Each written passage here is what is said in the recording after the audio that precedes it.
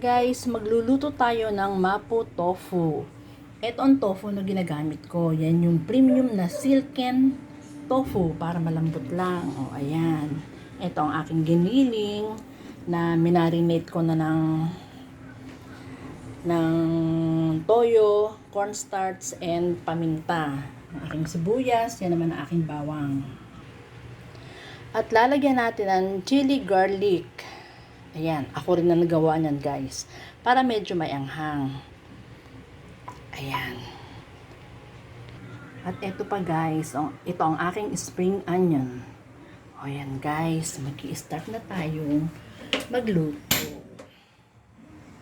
In-slice ko nga pala ang tofu ng ganito, na cube. Ayan, ganyan lang siya guys. Cube-cube lang siya.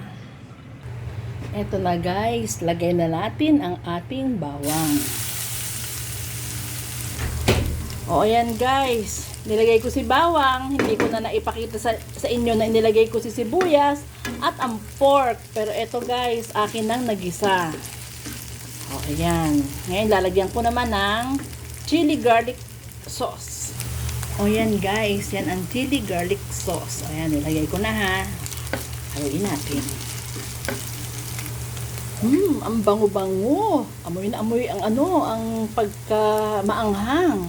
O to guys, lagyan natin ng oyster sauce.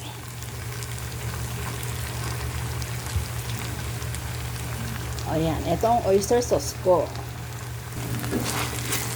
Haluin natin.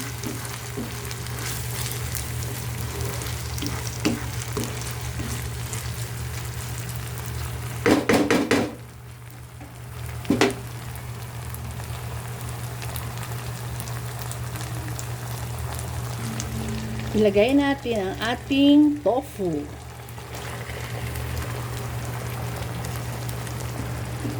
Oh guys, medyo maingat sa paghahalo ha, kasi para hindi madurog ang ating tofu.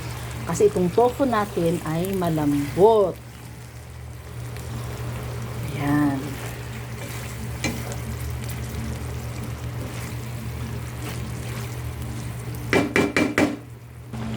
O yan guys. Pulong-pulo na siya mabuti at natimplahan ko na rin. At okay naman. Manghang. Ayan, lagay na natin ang spring onion.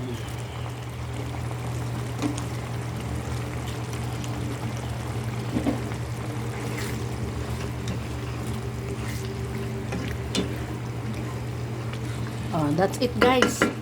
Luto na. Okay, bye. Thank you for watching. See you next time.